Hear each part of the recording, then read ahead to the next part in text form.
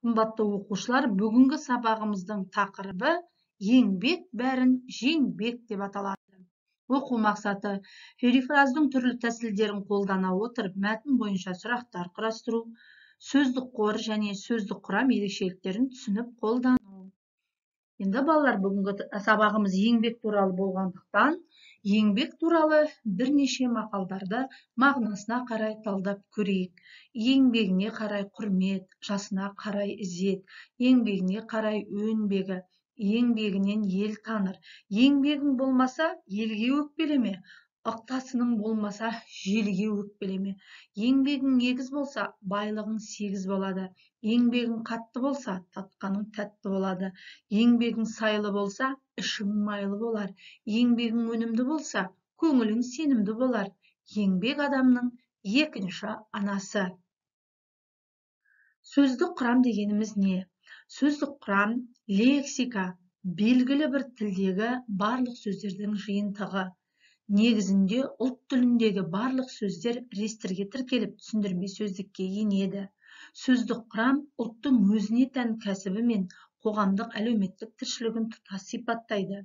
Бірақ мұнда қазақ тіліндегі барлық сөздер қамтылмаған. Жалпы халықтық лексикамен қатар кірме сөздер, терминдер, кәсіби сөздер, диалектілер, жаргондар, әдеби және ауызекі тіл лексикасы тағы басқалар сөздік құрамға енеді.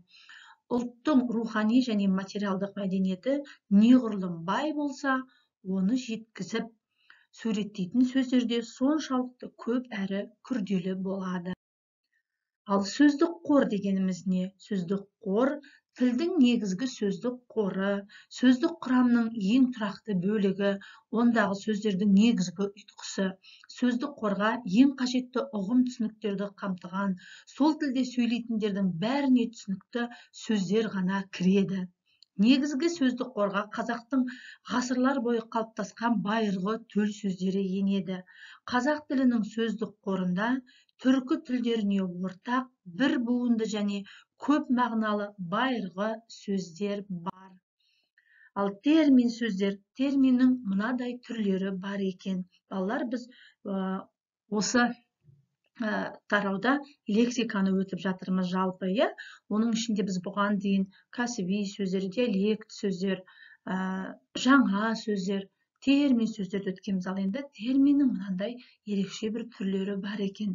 Қолданыстағы термин тыйым салынған, алмастырылған және көнерген терминдер қатарына жатпайтын, қазіргі ғылым тілінде бірізді қолданылып жүрген термин.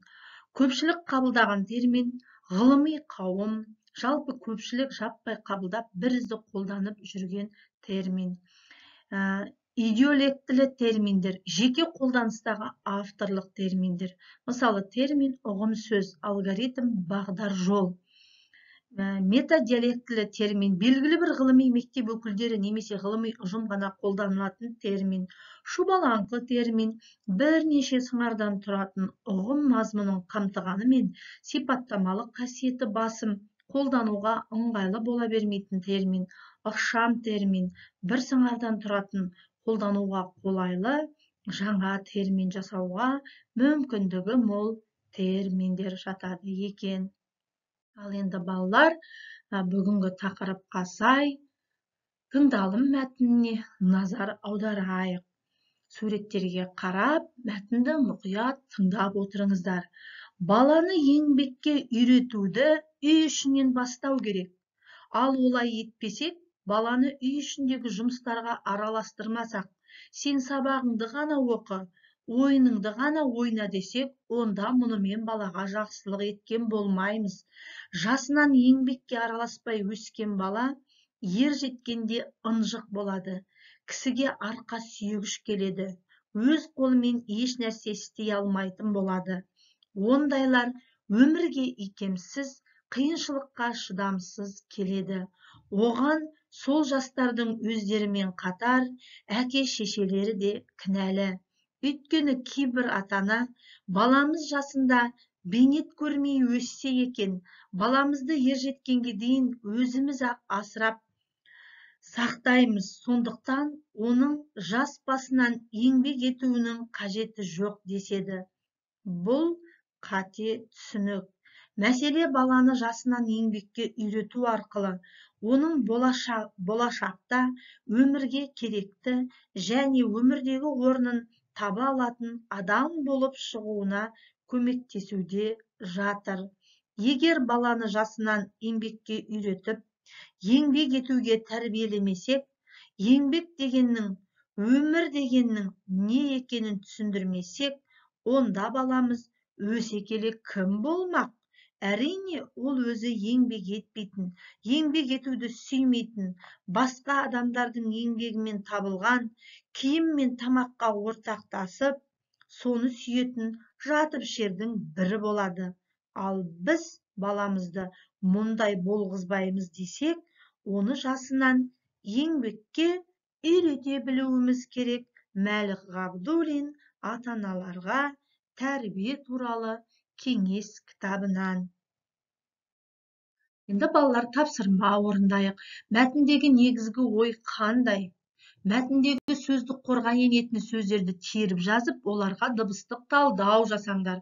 Баланы жастайынан еңбекке баулу туралы қандай кеңес айта аласыз? Перифразды пайдаланып, сұрақтар құрастырыңдар. Яғни балалар, сабағымызды аяқтадық. Енді сіздер бүгінгі сабақтан алған ақпаратты білдім, білемін, білгім келеді. Яғни инсет кестесіне сай өз пікірлеріңізді жазыңыздар. Зейіндеріңіз ашылсын, сіздерге қайырлы білім болсын. Сабақ туралы ұсыныс пікірді комментарийға қалдыруға болады.